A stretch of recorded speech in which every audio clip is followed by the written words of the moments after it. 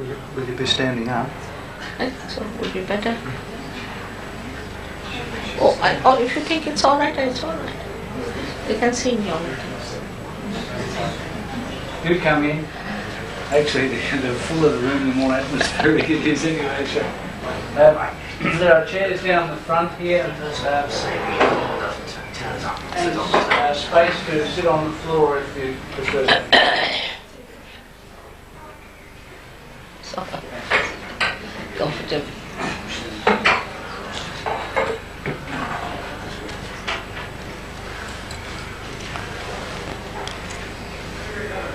So Barry, you grab the seat by you are on time first day, it's just we're a bit early. It's okay. So you enjoy the hours.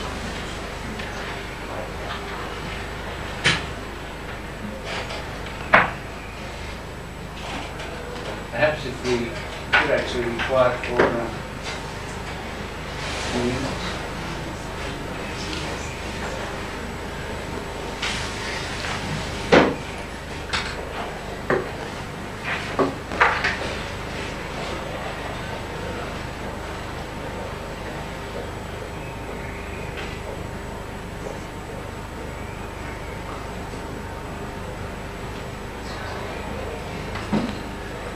Well, it's my very great pleasure and sense of overwhelming honour, actually. I shouldn't go on about these matters, to welcome from far afield, from Pune in India, Sri Mataji Nirmala Devi, who's known in English around the world as Mother. And she has very kindly graced us with her presence this afternoon, this evening, to do have a seat, Rachel, to discourse with us about SahajaYoga. I would want to say that she is certainly the world's greatest exponent of Sahaja, or what is sometimes called Kundalini Yoga. And this is a rather wonderful thing for her to do, because normally so-called Guravaha, we have had a number of gurus from India who've come into our postgraduate session, will discourse and then go away without an interchange, without fielding questions, without entering into sort of engagement with the people that they're talking to. But the wonderful thing in this case is that Mother is able to spend time with us over the next hour and a half, discoursing about life in the way she does. And it's interesting, I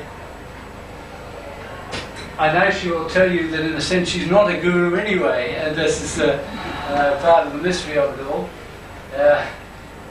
So that you must feel free then, if you've got questions, particularly during the course of her talk, bubbling over, save them up for a later exchange, which I think will be incredibly fruitful.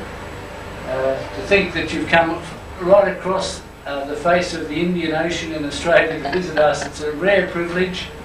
And namaste, it's welcome, it's lovely to have you here, and I leave you with this very friendly group. Thank you very much. I don't know whether we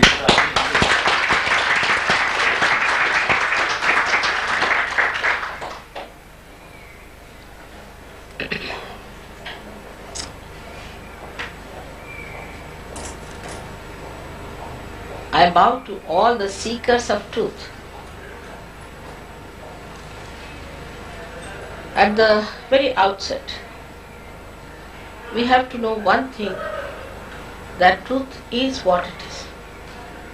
We cannot organize it, we cannot order it, we cannot conceptualize it, also with our human understanding. It is, it was, and it will be. The essence of all religions, if you bring it down to the one line essence, is this, that seek the eternal and treat the transitory with all understanding about it. The first part is the difficult one. Seek the eternal. Eternal is the truth. And what is the truth? Now, when I am talking to you, you are all very well versed and very well educated people. I have to request you to have an open mind, a scientific outlook. You see for yourself what I say is the truth or not, experience it, and treat all this talk as a hypothesis. And if it turns out to be the truth, then in all honesty we have to accept it.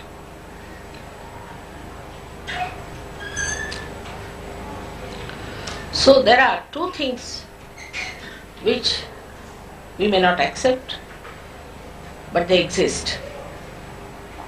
One of them is that all this universe, all this creation is permeated by, nourished by, looked after by all-pervading power of God's love. In these modern times, even to take God's name is too much. This is called as Parama Chaitanya in Sanskrit language. In Quran it is called as Ruh, in the Bible as the all-pervading power of God's love, or the all-pervading power of divine. What we call as spirituality, divinity, is the essence of that. This is first truth. And the second truth is that we are not this body, not this mind, not the emotions, not the ego, not these thoughts. Beyond that, we are the spirit. We are the pure spirit.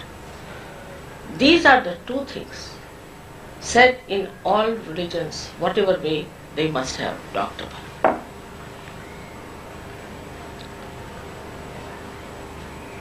In the olden times, when seeking started in India, India has certain privileges compared to other countries. Firstly, the climate is so good that you can live in a jungle without much trouble. While in the West we would say people started growing outward like a tree, the Indians started going downward into their roots. And they found out long time back, SahajaYoga is not a modern thing. It's an ancient accepted method of getting union with the divine, which is yoga. Sahaja means born with you. Saha is with Ja, born. Born with you is the right to get that union with the divine power. But Sahaj also means spontaneous, because this is the living power that works it out. There is a living power within us which has made us human beings from amoeba stage. And now there's another residual power which has to connect us to the divine. This is the real meaning of the word yoga. And every human being has a right to get united to that all-pervading power. So this is the last breakthrough of our evolution. At human level, as you know, we live in a relative world. Some people say this is good, some people say that is good. There's all a strife going on. But if it is the absolute truth, there should be no two opinions about it. So very humbly we must accept that we have not yet reached that absolute truth, which proves the existence of God, which proves the existence of this all-pervading power, which proves the correctness of what the great prophets, the great incarnations have taught us. Of course, religions have gone into divergence and deviations because of human effort. And they might have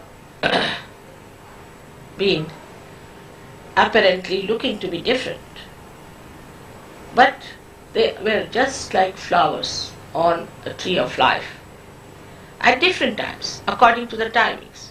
Sanskrit word is for the SahajaYoga.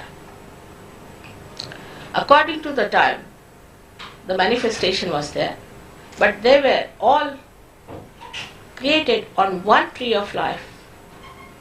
But people plucked it, started saying, this is mine, this is mine. And with the dead flowers, they started fighting. That's how we see today the problem arising. There was nothing wrong with these saints, nothing wrong with the prophets, and nothing wrong with the incarnations. They all have done whatever was the best for us and have tried to tell us from time to time, at the time of our evolution, what we have to do. But mostly they have been dealing with the transitory things, how not to indulge into the transitory pleasures of life, but to seek the eternal. The second part of it is the seek the eternal. That is to get this yoga to be united with this all-pervading power, which gives you self-realization. To know the self, know thyself, Christ has said it. You are to be born again. Even in Sanskrit language, they call a person who is a realized soul as Dvijaha, means born twice. They call a bird also as Dvijaha, meaning born twice. Means first it's an egg and then it becomes a free bird to fly out. In the same way, a realized soul means a person, a human being, who is connected with that all-pervading power. Now what is the system within us which is being created by God Almighty? Beautifully, because not that He is our creator, but He is our loving Father. And beautifully during our evolutionary process, He has created a very beautiful mechanism within us.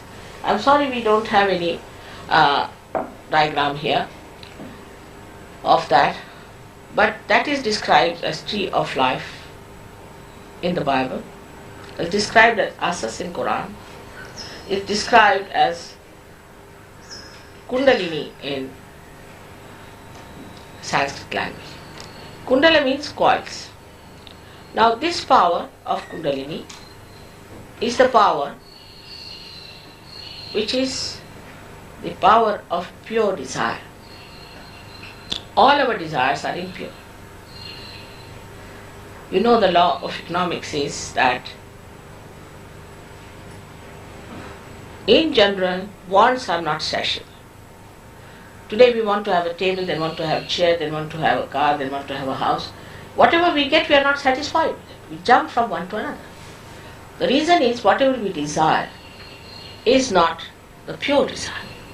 The pure desire within us, whether you are aware of it or not, is to become one with the divine power. And unless and until this desire is fulfilled, you can never have that satisfaction, that contentment of a saint. So this is the work one had to do. In the early days, thousands of years back, all over the world there were realized souls.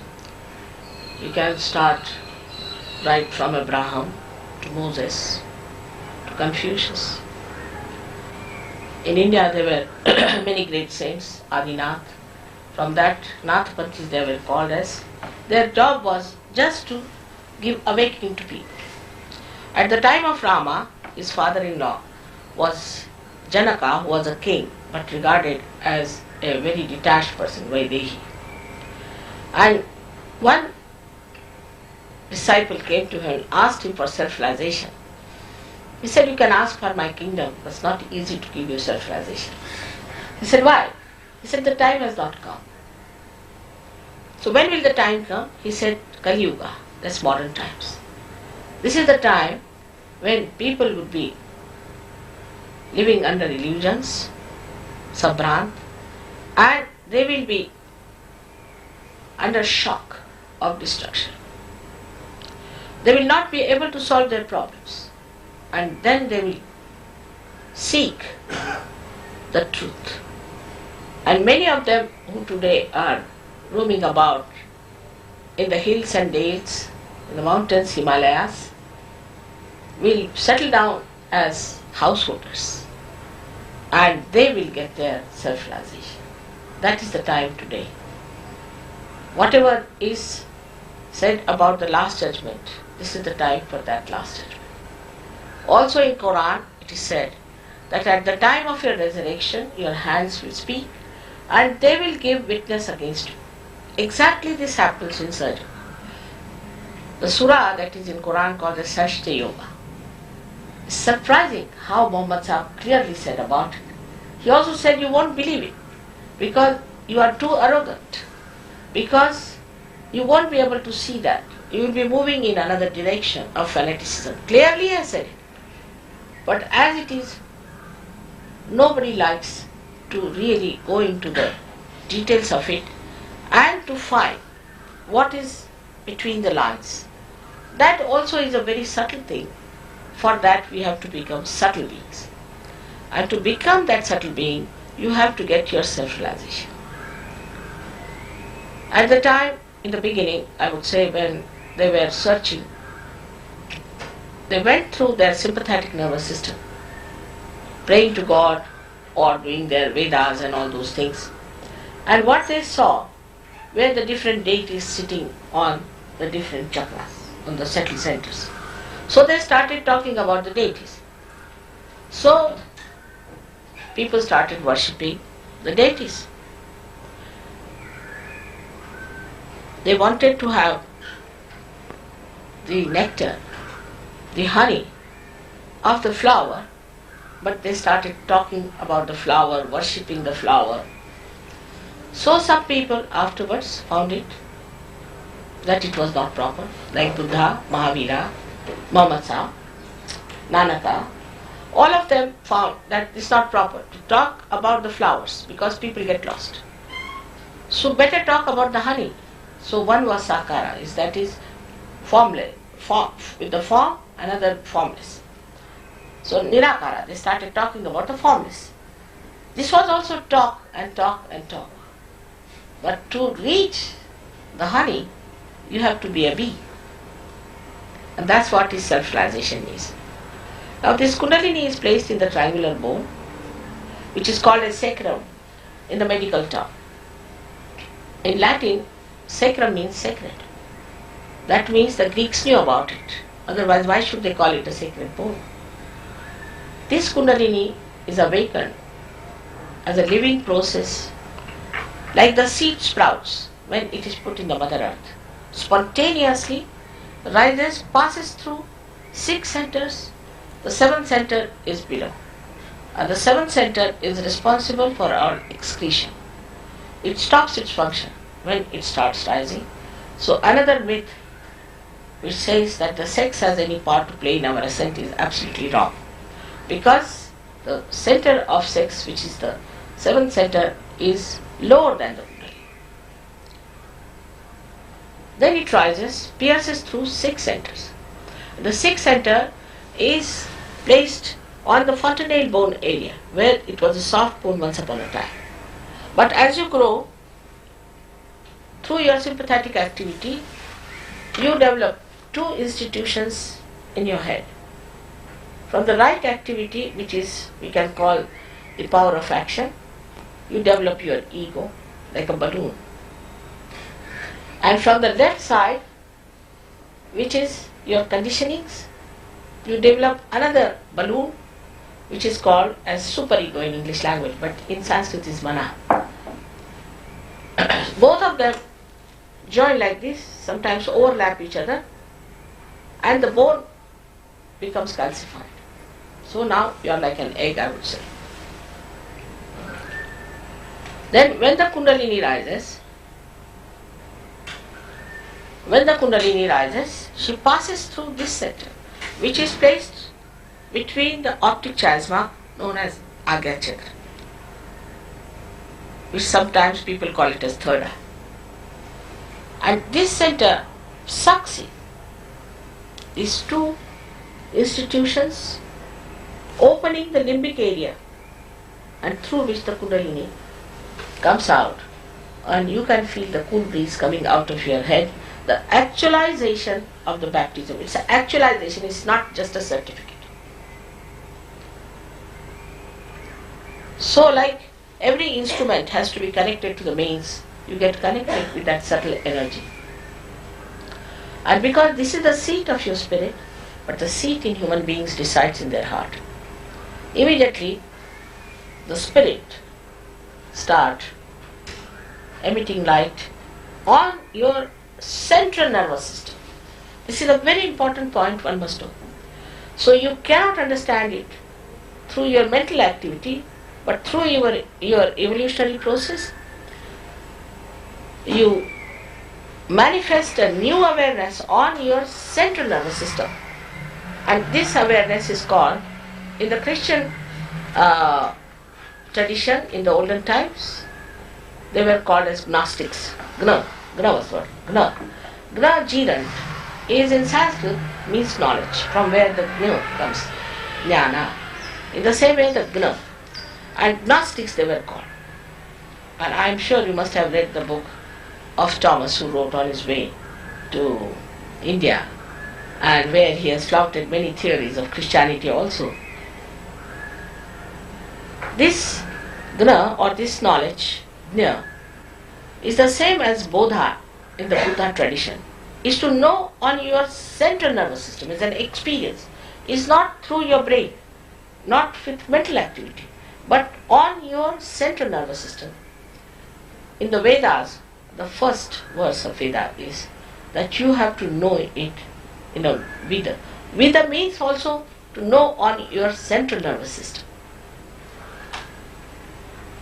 All these scriptures aim at knowing this all-pervading power on your central nervous system. For example, now we are human beings. We are much better off than animals. Supposing you want to take a dog through a dirty lane, he cannot. He can easily go. Or a horse, he has no problems. But we cannot pass through that, because we have developed certain subtler senses within us. But once Kundalini rises and you become a realized soul, then a new dimension of awareness develops and a widening of your awareness.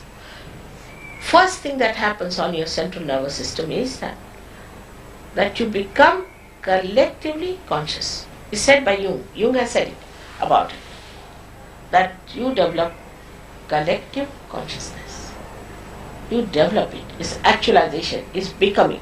It's not just that I say that all right, we are all brothers and sisters. We are part and parcel of the whole. By saying that doesn't happen. But you have to become. It's a becoming. It's a happening within us. So you can feel on your fingertips your own centers and the centers of another person. Very easily. Even children can feel it. This is the first awareness which we can understand. That happens. But when the Kundalini rises, she passes through a portion which we call as void. It's not the same as Zen. It's different type. Is here in the portion which we can call as the ocean of illusion. It enlightens 10 valencies within us. Human beings have 10 valencies, while you know that matter has 8, animals have 9, and human beings have 10 valencies. These are 10 dharmas, means these are 10 religions you can call it, or the 10 commandments within us. They just get enlightened within us, and you become a righteous person. Like any saint, you become righteous. Nobody has to tell you, don't do this, don't do that. You just become.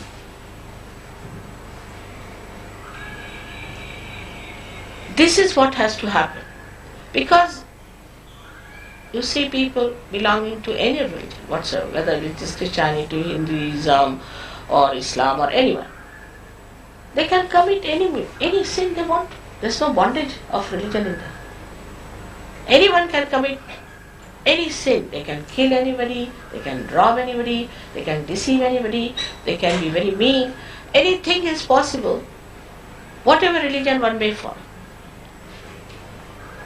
But when you are not innately religious, as I call it, when it is not built in within you, then this kind of faith leads to fanaticism. And I think today's main problem now is fanaticism and fundamentalism. Everyone thinks that we are the best, we are the chosen ones, we have the full idea. But actually, unless and until you know the reality, you cannot say that you have known it. So to know the reality, the Kundalini has first to be connected with the divine, and then you have to experiment with it and see for yourself and find out what is the reality. On experience.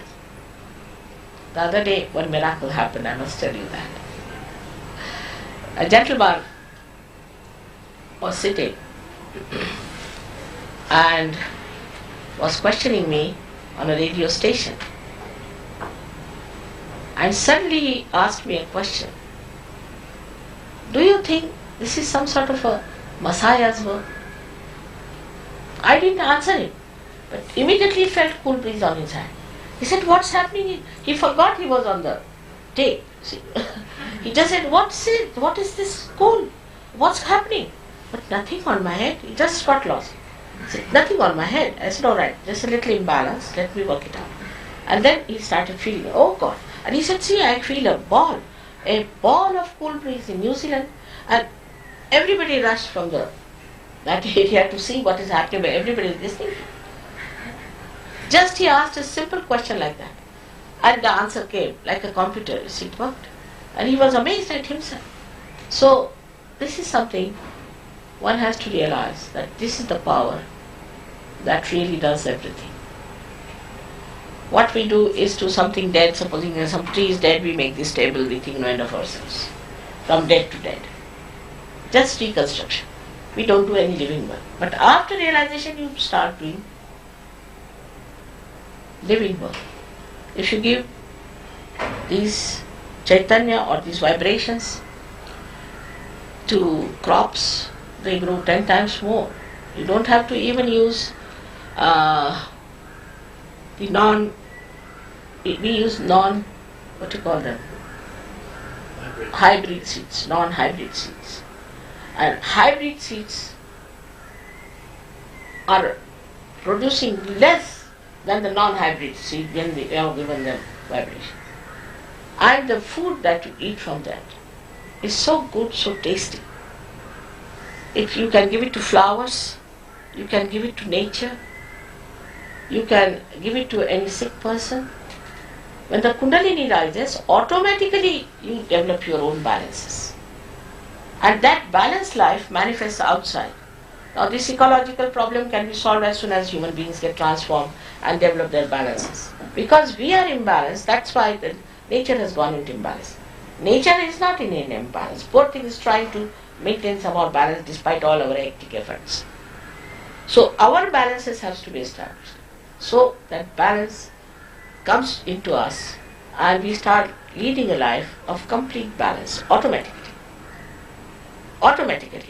Nobody has to tell you, but you just don't do it. Just become that. Then another thing you can do living work is that you can raise the Kundalini of any person. Like one enlightened light can enlighten another person. There has been lots of misconceptions about Kundalini. And I've read them and I was amazed because these are most unauthorized. These are all modern stuff that has come from somewhere. I think it's all a money-making propositions, perhaps. Because nowhere in the ancient books is written that Kundalini has any problems or it gives any trouble. One great saint called Ramadasa, who was the guru of a great king called Shivaji, he was asked, how much time does it take for a Kundalini to rise? So he used the Sanskrit word takshan, that moment. But there should be a person who is authorized to do it from the divine, and there should be a seeker of truth. Otherwise it won't work out for years. So nowhere in the ancient books we have Markandeya's, which we can say thousands of years back has written about Kundalini. We have Adi Shankaracharya, all of them. Nobody has written anything like that. In the 12th century, Gyaneshwara has written about Kundalini. Nobody has said this is dangerous. This is a modern stuff, I think, coming from Germany. Because Germans came here and somebody told them something and they have written down. It's most unauthorized and wrong. Now there are 40 nations which are working out such 40 nations. And nowhere we have found this kind of thing that is dangerous, this thing happens, that thing happens. Nothing of the kind. On the contrary, people get physical fitness, mental fitness. We have got 3 doctors from Delhi University who have done their MD with SahajaYoga and have proved that with SahajaYoga you can cure very incurable diseases.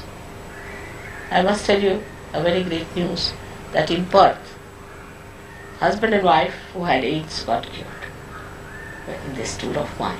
Just by their own powers. You don't have to do anything about it, their own powers. Just worked out. I hope they keep up. We had cured one other gentleman here, Mr. Granby, last time when I came here. But he had no willpower to continue with it. If he had little bit put attention to it, he would have been all right. And his father is very sorry that he went back to the same bad habits and he got it back. So many things can be explained about things which we do not know, about the soul, about possessions, about evil forces, all sorts of things one can see once you get your self-realization. Before that, we are in a confused state. And that's why they say that when the spirit shines, there are 3 things which manifest within us. One of them is the truth, that you know the absolute truth. On your fingertips you can ask any question. Is there God? The question, answer is yes. Start feeling the cool breeze. Somebody who says he's a saint, alright, just feel it. You might get heat. You might even sometimes get a little blister from some horrible person who is just a money maker or a sorcerer trying to say that he's a saint. So that's how you develop the absolute on your central nervous system. As I can feel this glass, you can feel a person, his centers. Sitting down here you can, it's at an evolved state, you can feel anybody's centers. Just you have to think about it. It's like a computer. You are all divine computers. Fantastic things. Which thinks and which produces results. Which you have to be. We should not in any way have our estimation very low. Actually, we are made human beings to be something very great, and we are that. But there's a little gap which we have to cross.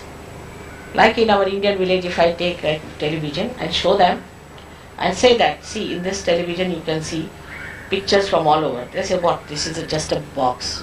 How can we see something in it? And you put to the mains and then they can see how fantastic it is. In the same way, we have to know our potential by being connected to the mains. And then you'll be amazed that we are great. All of us.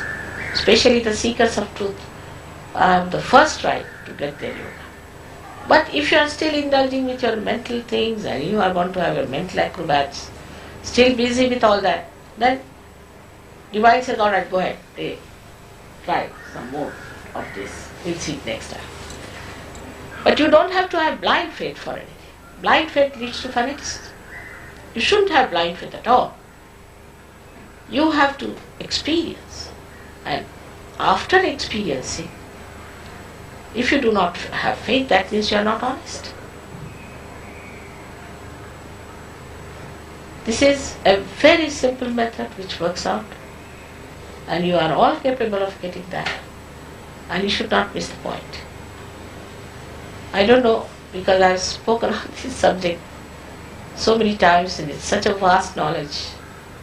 There must have been at least 3,000 to 4,000 tapes of mine in English language alone. So in this small lecture, I cannot cover all the points. But I would like to have a discussion, or if you want to ask me questions, it will be better to give more time to it. But you have to know that I'm not here to sort of ask for any votes or ask for anything. I'm here to tell you what you have and what you can achieve. So the question should be relevant and not aggressive. Would be a better idea to know something about it. May God bless you.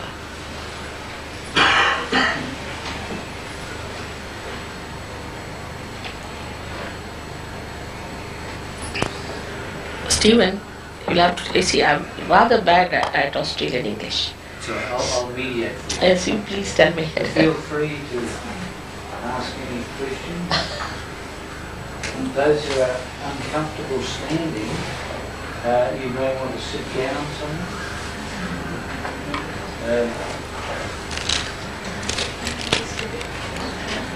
On the floor? Yes. Is there anybody wanting to ask something? Rachel. This will be Canadian English, so. This will be Canadian English, I'll try to make it clear. You pointed to the problem of mental acrobatics, intellectual indulgence and so forth.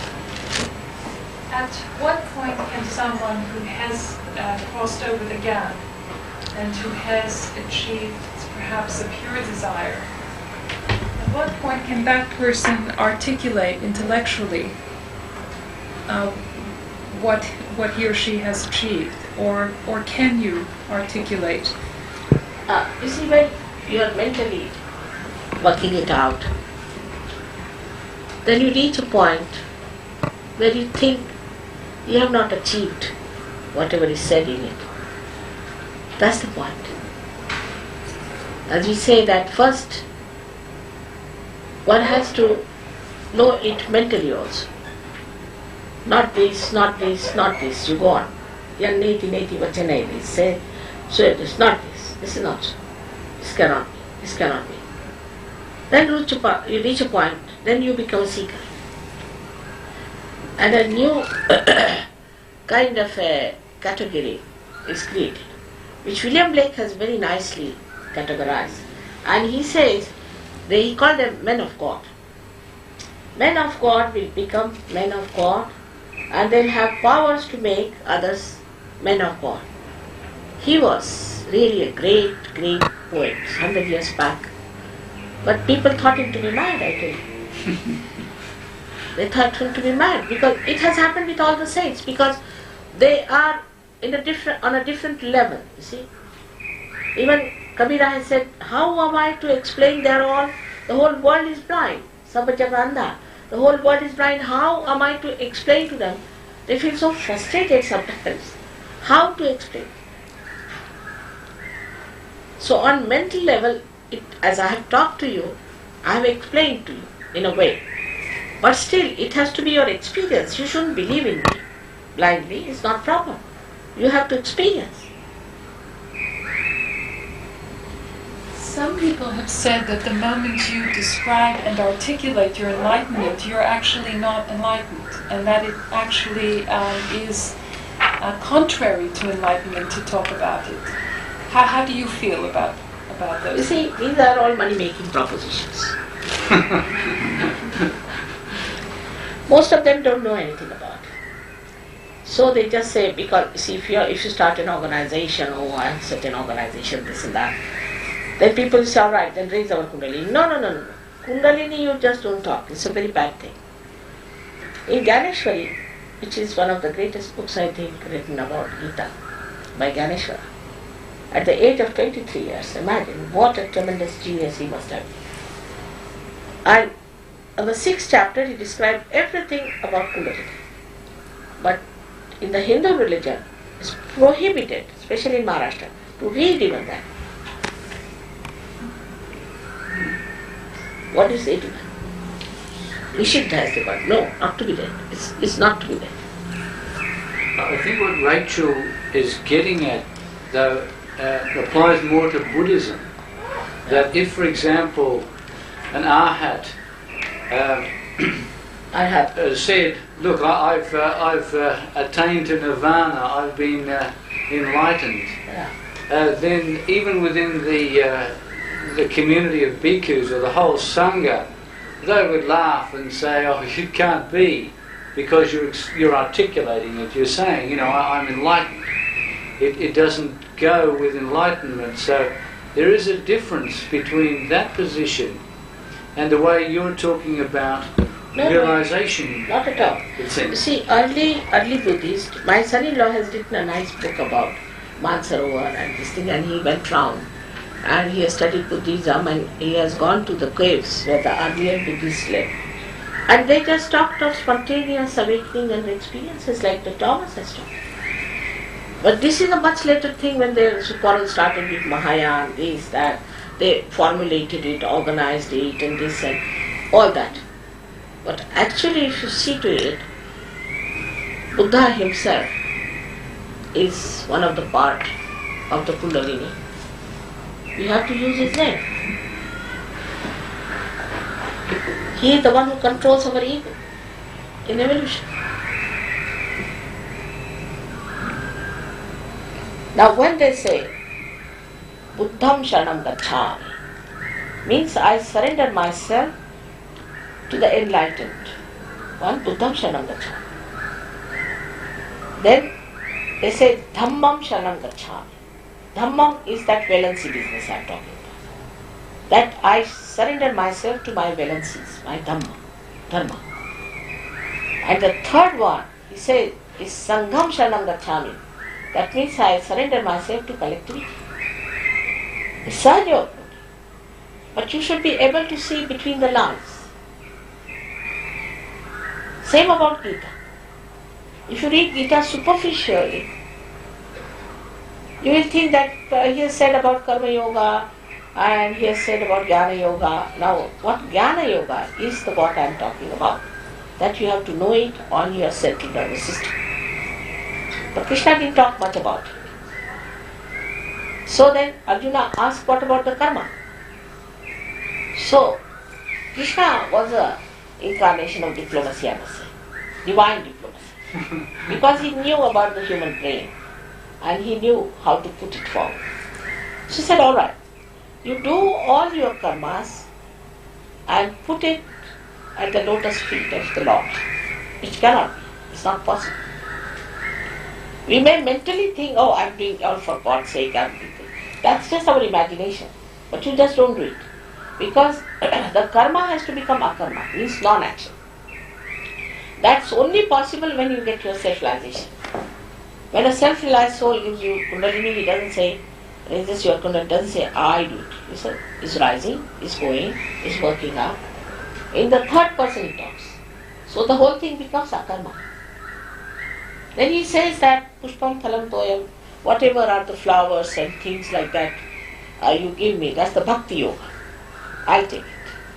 But he uses only one word on which he has made everybody dance. And that word is ananya. Ananya bhakti. When there is not the other. When you are united with me. But people say we are doing ananya bhakti. And then you find such horrible things.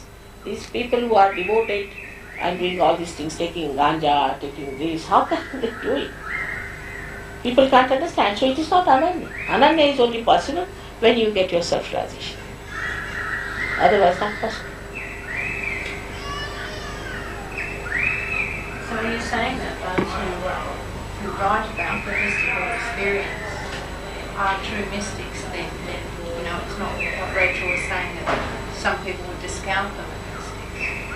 They would be true mystics even though they've written about what they're they tried to explain their experience, like I'm thinking of people like John the Cross.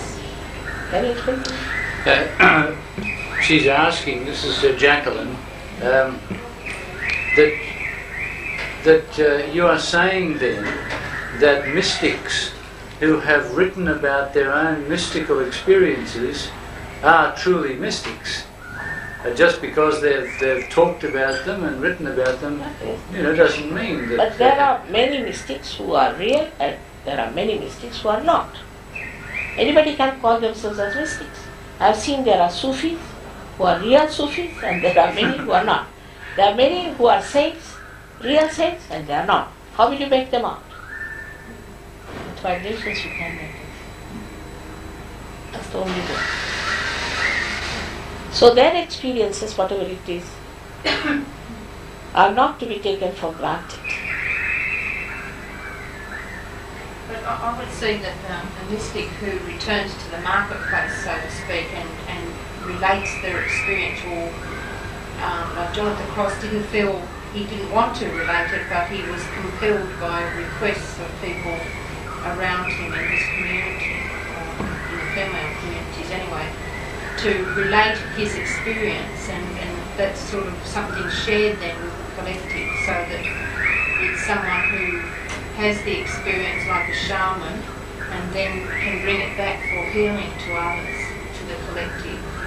You cannot share it like that. At human level, you cannot share it. You have to be at a higher level. You cannot share it. It's like something you have to see in histology. You have to use a microscope. In the same way, you have to be a subtler being to share the experience of a mystic. You cannot share it. Like see Khalil Gibran now. Khalil Gibran. What will you say, was he a realized soul or not?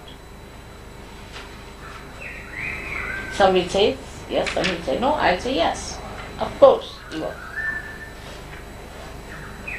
But I consider it a sharing if someone can say to someone else. You cannot share unless and until you become a realized soul.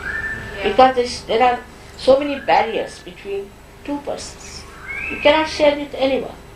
Yeah, It is perhaps within I'm yourself. I'm not perhaps choosing the right word, but I just mean in the sense of the people for whom John the Cross wrote, for example, were needing reassurance and perhaps guidance in their realisation.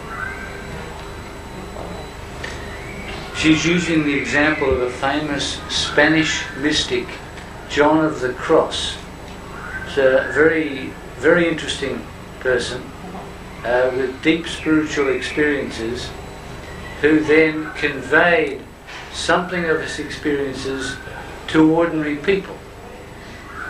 I mean, you are conveying your experiences to ordinary people. No, I say your experience. I'm just telling. I didn't tell you anything about my experiences. I'm saying that you have to experience yourself. Not saying that. And now I would say now you are taking Spanish people. Ayla, have you read Ayla? That's the one who is a realized soul. He's a realized soul. I mean, you can see he's a realized soul. I mean, you take his book and you have vibrations in your hands.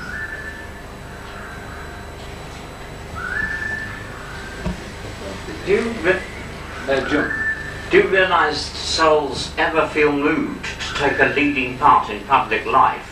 And if so, does it make society a better place when they do it, even though the people under them are only seeking or not realised at all? Of course. I mean, this will not only make a beautiful society of very beautiful people. Now, last year we had 82 marriages, international marriages. And all these marriages are successful. It's very well balanced, beautiful. One or two mishaps sometimes. One or two mishaps. And the children they have are all realized souls. Because there are realized souls who want to take birth, but they want to seek proper parents. You see, they don't want to be born to crazy ones, you know. Naturally, I mean, they have to think about it. And so many are now today realized souls, otherwise also born. But parents don't know about that. Are there any leaders of public life in the world today who are realised people that you think? Of course, Gorbachev is. Abraham Lincoln was. Sadat was chauvinist. The Mahatma Gandhi was there, he was realized so. Yes, Mishka. Well, now I can express my dissatisfaction with all these accounts, mystical accounts which I've read. I've read quite a few, and they seem not to speak to me. I feel, yes, they achieved something, but the way they express it doesn't reach me. It's like they don't speak the right language for me.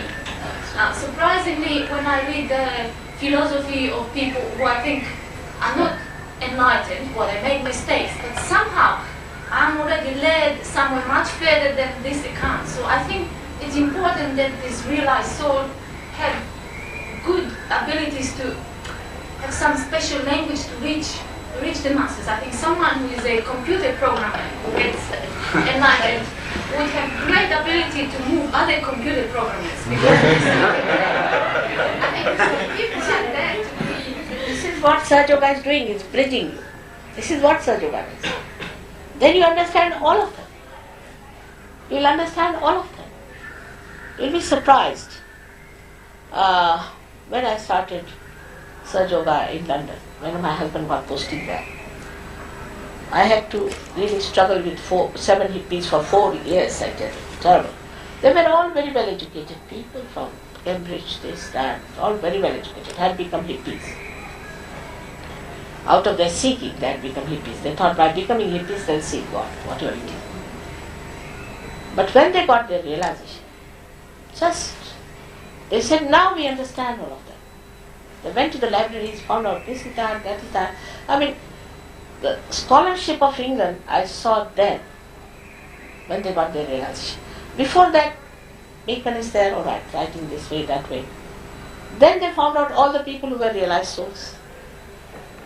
And the best of all was Shakespeare.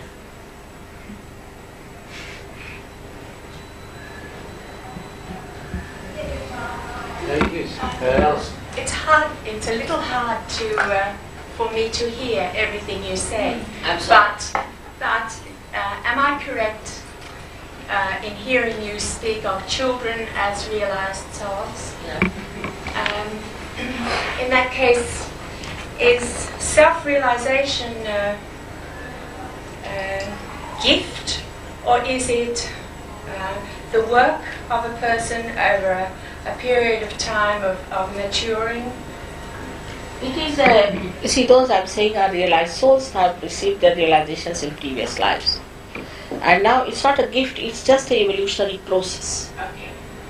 Just works out. It's a living process of a living energy.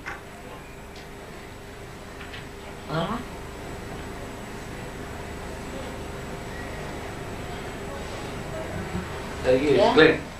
I'm just wondering if you think there's a difference between the Eastern and Western psyche, and if you do, what would you think the differences are? Yeah. Now the Western movement has been outward, like a tree. The whole civilization grew, but it must seek its roots. To my eye, there's not two things, East and West. The roots are the same as the tree. And if the tree does not find out its roots, it will be destroyed. Both are essential, complementary to each other. But because, as I told you, the climate in India has been quite kind, they went more into the search of themselves. Why are we here? Instead of fighting the nature, but if you see in London, if you have to go out, you take at least 15 minutes just to put on all your weapons to fight the climate there. But in our country, you can just walk out, no problem. So we didn't have to fight the nature. So that question was over. And it was a very beautiful country full of fruits and things. So they could live in the jungles very well. Even now, if you go at the foothill of Himalayas, you find all kinds of flowers, beautiful things there. Of course now it's destroyed because of civilization. So the people indulged more in finding out what is within us. And that's how they live. So the search which is outside through science has to be substantiated and nourished by spirituality. It's very important. So these are part and parcel of the same. God has made only one world. One world. He didn't make many nations. We have done it. And sometimes I feel we move like criminals with our number plate. You see the passport number, this number, that number. God didn't make that. It's our idea. Because we laugh the same way, we smile the same way, we love the same way, everything is the same. But he had to create variety of faces, otherwise we would have been bored still.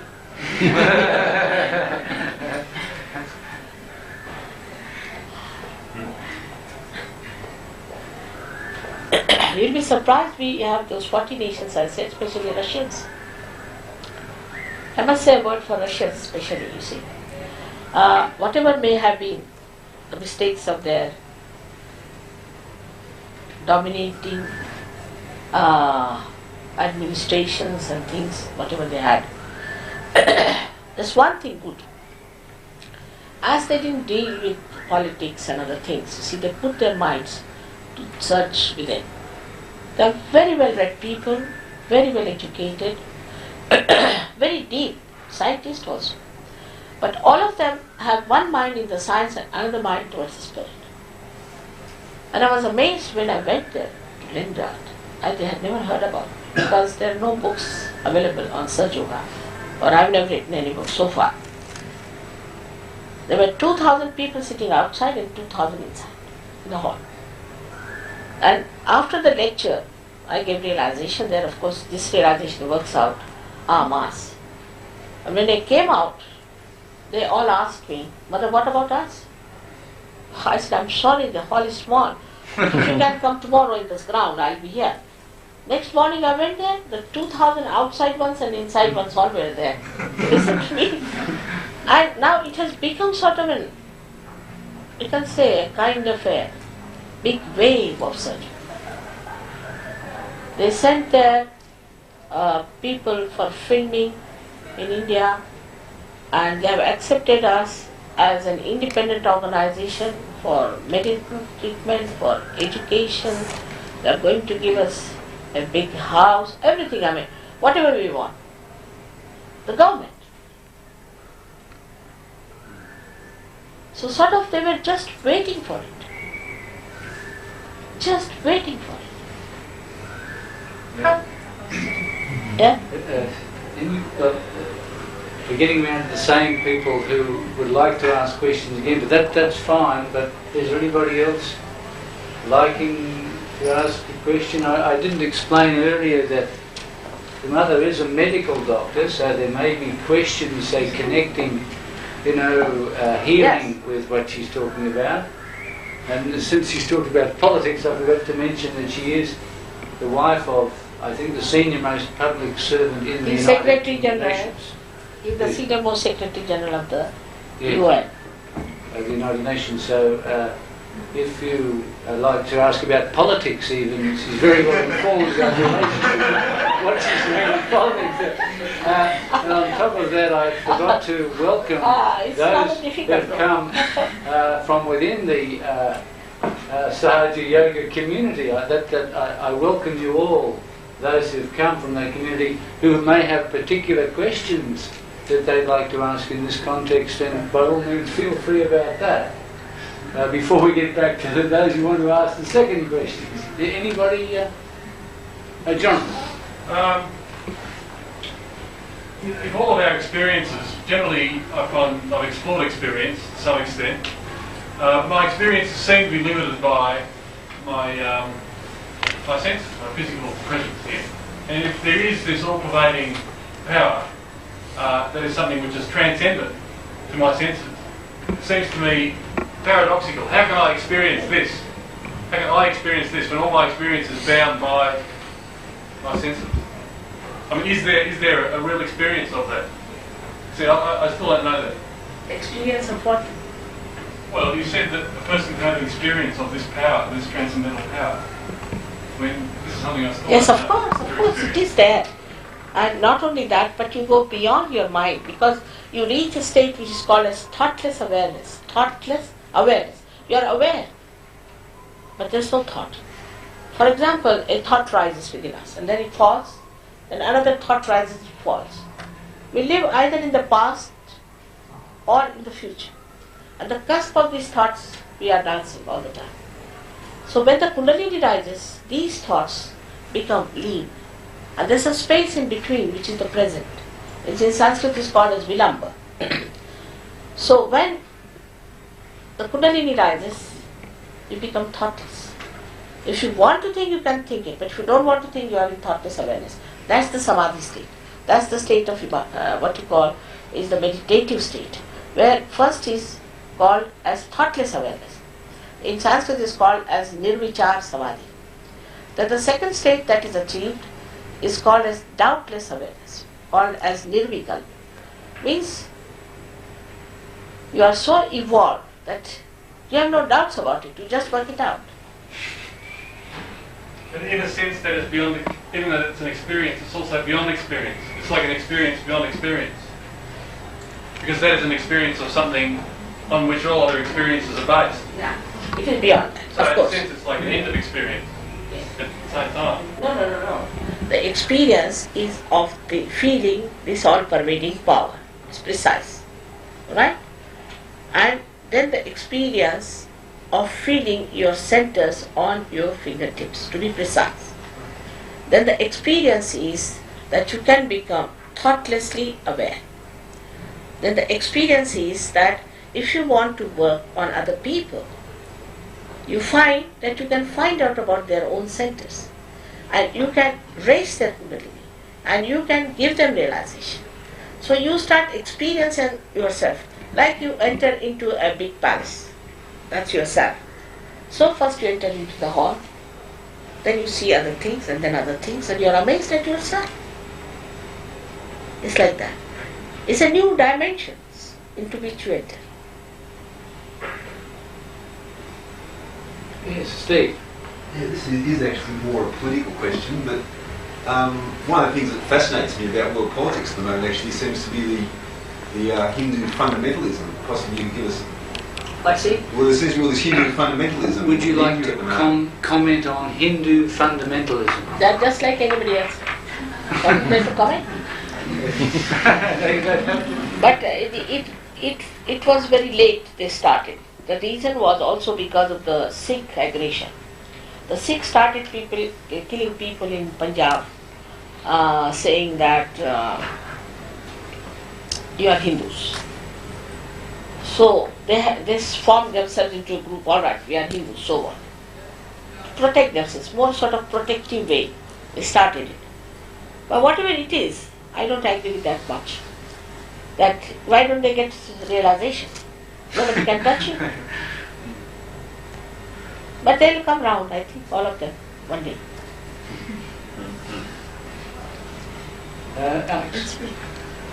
When the realised people write up the accounts of their experience, can you discern in those, and you might like to comment, whether there are any common elements in what I might call in the Western sense triggers for the surrendered life? In other words, experiences that they might have had which led them into the experience of enlightenment.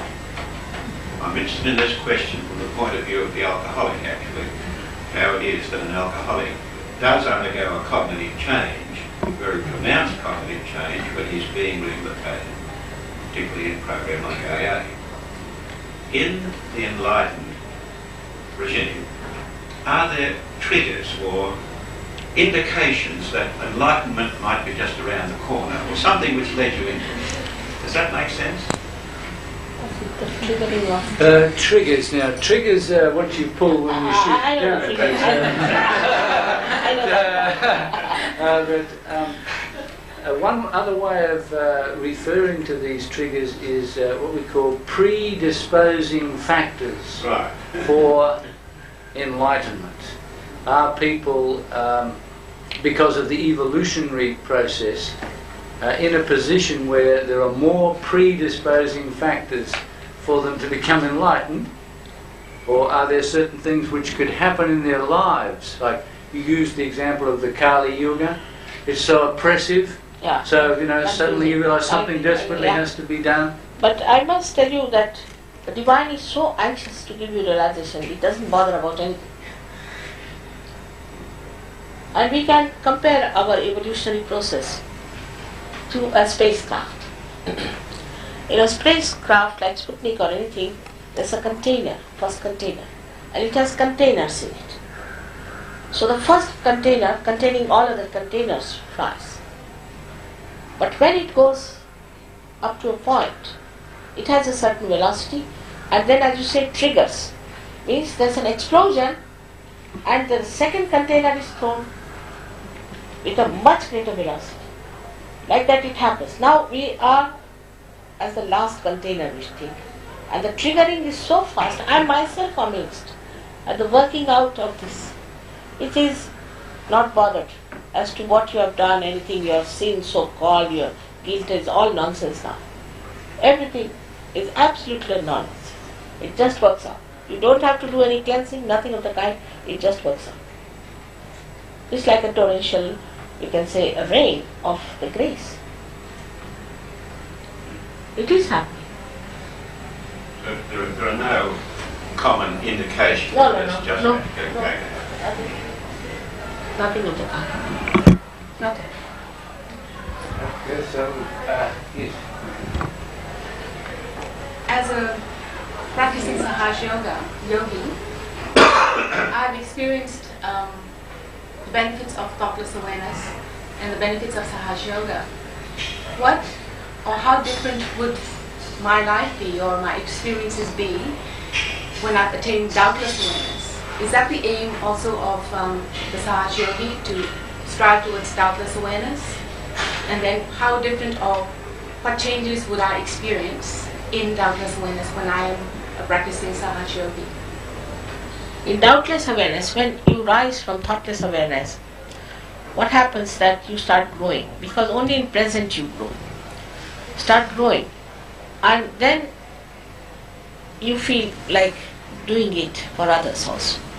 Want to help others, you want to talk about it, work it out. This is sort of the collective, we can say, the collective generosity starts.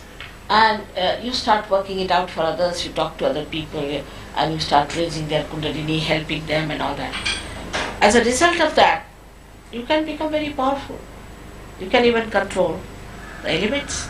So many things you can control. And it's limitless, because it is something really that is, we can say, is beyond our conception. How far we can. It's tremendous. Just to follow that, how would I personally work towards realizing this state more and more and more strongly, this state of doubtless awareness? How do I surrender myself more and more? What things would I do? For that, Buddha has told you that Sangham Sharanam Gacchami. You have to come in the collective. It works in the collective, because it's the work of the collective.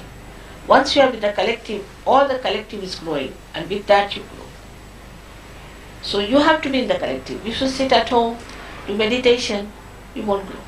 You have to be in the collective, that's all. And in the collective, you just ascend very easily. No problem. Some people have touched so fast, and some people are still a little bit not there, but because those who are higher, they just pull them up. It's a collective happening. So being out among the people. Yes, all those who are realized souls must mix with them, talk to them, be with them. You sing songs and they enjoy together. It's very enjoyable. The way they enjoy each other is very wonderful. I'll quote a beautiful poem written by one very famous poet, Namadeva, who was just a tailor and was very much appreciated by Nanaka. And he said that now you better write in Punjabi language. So he wrote such a big book of things in Punjabi language and is used in the Guru Granth Sahib. He was a poet from Maharashtra. So one day he went to see another realized soul who was a potter. His name was Gora Kumar. And this potter was busy kneading his clay to make pots. Namadeva saw him there, looked at him, he was so stunned. He says, I came here to see the Nirakara, to see the formless. And here it is in form. What an appreciation, what an adoration, and what an understanding of each other.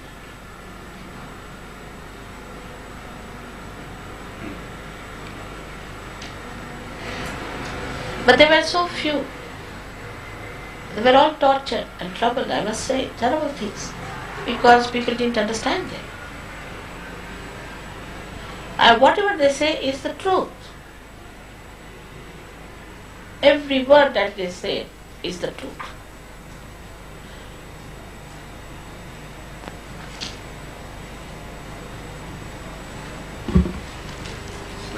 To Rachel and Michigan. I gather that you have many communities and followers around the world. Yeah. I wonder if you could tell us a bit about that. How many do you have? When did it start? When did you become at the head of a movement? I'm very bad at accounts. That's one thing I'm hopeless, I tell you. Really, I don't understand accounts. I don't understand banking. I cannot sign a check. I'm so hopelessly bad. And I just don't know how I don't know these things. How to keep an account. Could you perhaps recount how you became aware that you had something very special to teach to others? And I was born like this. Just born. And you always had a following? I mean, my father was a realized soul. So he understood it. And I met some saints also. But nobody was so anxious to work it out, because they were frightened of society. Most of them had disappeared to Himalayas or some places and they wouldn't come down. They said, it's a big venture, you try, your luck.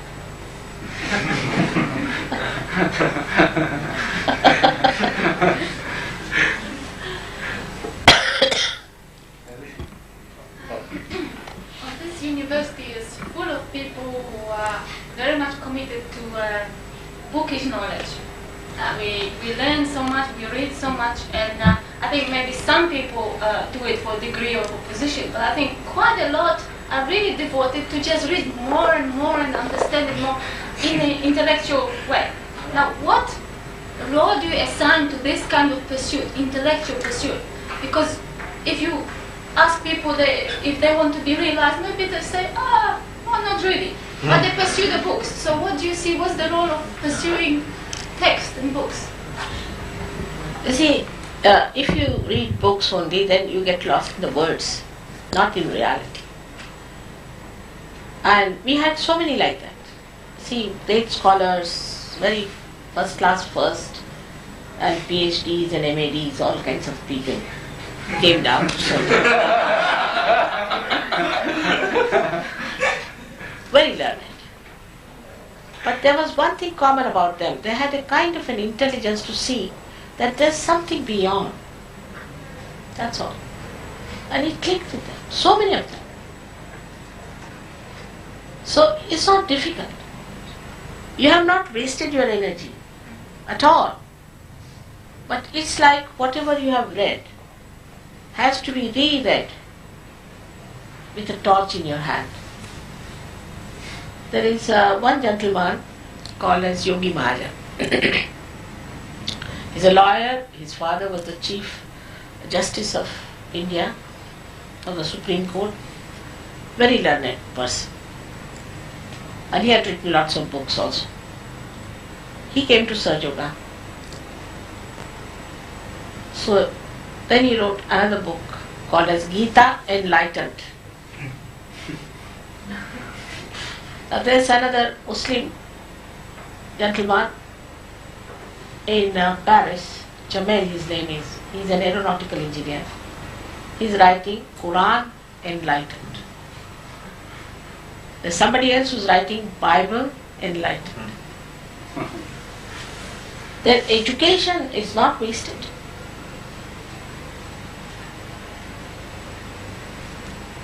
Education is a technique, but the creativity comes from your spirit.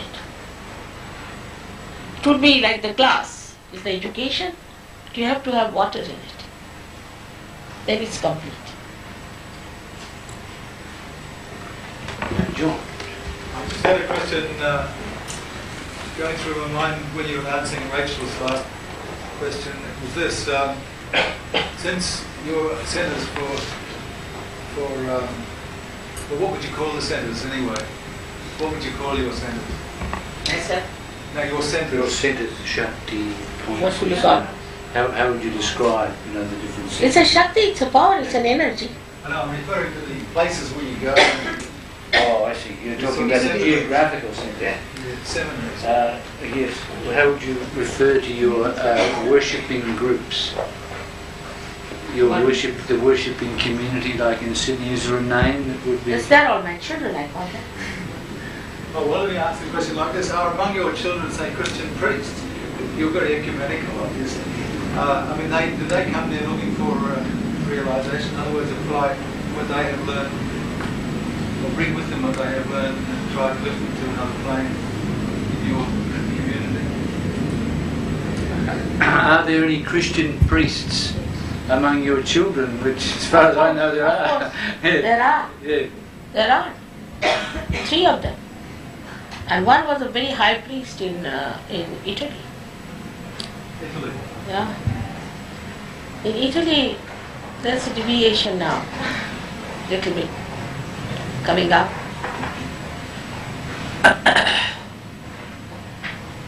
Recently I read a book about when Christ was in India. It is a nice book written by a German priest. And I think he's a realized soul because he knows so many things and he says so many things which only a realized soul can say. Of course, he is a scholar, so he has authentically shown that Christ was there. But the way he has discussed Pauline Christianity and all that is remarkable. Remarkable. With great power. Even Khalil Gibran has discussed Paul. They can see through things. He's not my disciple, but definitely he's a realized soul. He's a priest. We have one priest in London who tried to bring Bishop of Canterbury. And I must say that he sent his advisor to one of my lectures. I never knew he was sitting. But that day, I don't know why, I started talking about something that was not Christianity in the Christian's behavior. And he got very angry and he went. I said that Christ has said, "Thou shalt not have adulterous eyes." What a subtle thing to say. Because in SahajaYoga, Christ is placed on the optic chiasma, on the cross. He's the one who sucks in our karmas. That's why he talked of the eyes. Thou shalt not have adulterous eyes. Very subtle. Not only the mind, but even the eyes. And what about the Christian nations, what we see today? It's horrible. I must say, some things are very immoral. Very immoral. Like in France, now they are saying it should be allowed for housewives to be prostitutes, partly. Even the word sexy for women, I don't like it at all. They are not prostitutes. Why should they be sexy? It's a question of self-esteem. If you call any Indian woman sexy, she will just slap you. She'll be so angry for such a thing. She's not a prostitute. So the whole society which is coming from Christ is going towards where? They are worshipping Freud, not Christ. Freud is their guru, not Christ.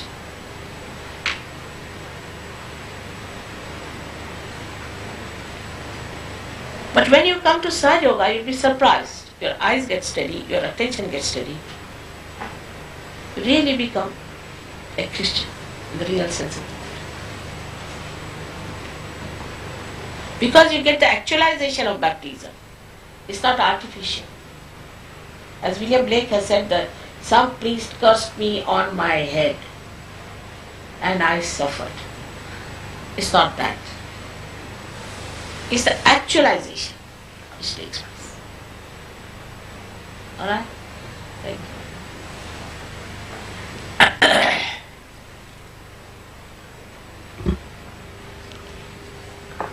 So this is All good right. time. Yes, good time to. Thank you very much.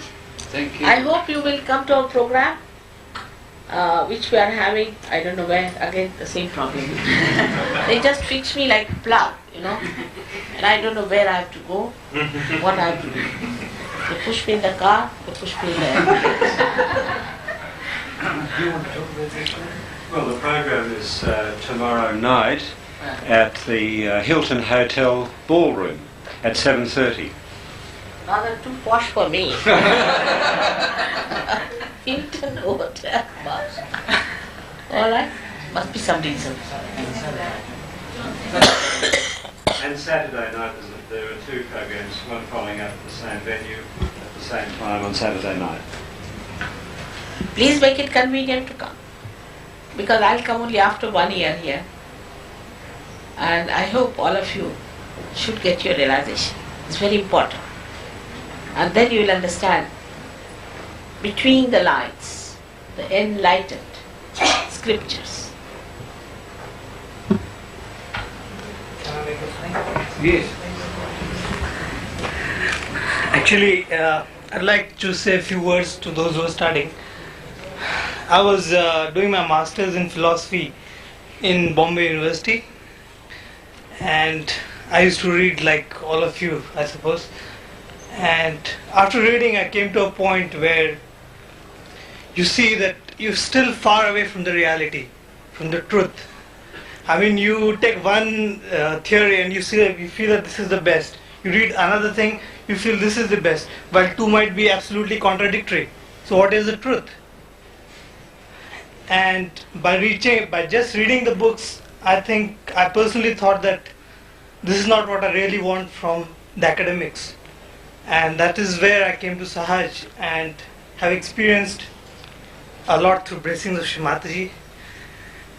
And I wish that all the seekers should ask for the realization if they really are seeking for the knowledge. Thank you. Now the theories that look contradictory actually integrate after surgery. Absolutely integrate. I'll give you an example. Now supposing if I have all the powers, I'm the greatest capitalist, but I can't live without distributing it. So I'm the greatest communist. If you don't have the capital, how can you distribute it? But the capital of spirituality is important, not these worldly things. These are transitory. All these theories that look contradictory actually are integrated.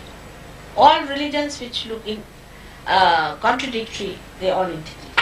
Actually, we get integrated within ourselves. Complete integration takes place. So you don't have to deny any religion, you don't have to argue it out, but you have to see for yourself the truth that they are all one. No difference at all. That was the time it had to be done. This was the time it was to be done. Now this is the time of Kundalini awakening. So I talk of Kundalini awakening. This is not the time when I have to take the Jews out of somewhere. That Moses had to do. So this is another work.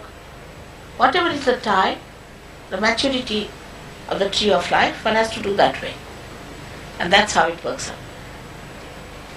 So thank you very much. Very kind of you to have invited me. I'm really enamored that people of such intelligence should pay some attention to SahajaYoga, which is very humble. That's very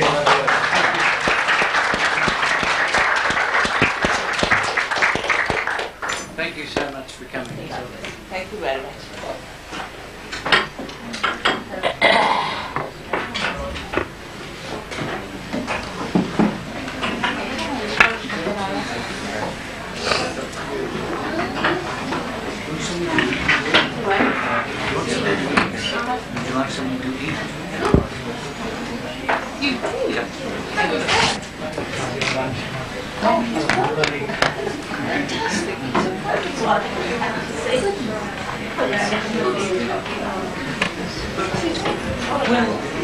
It's just double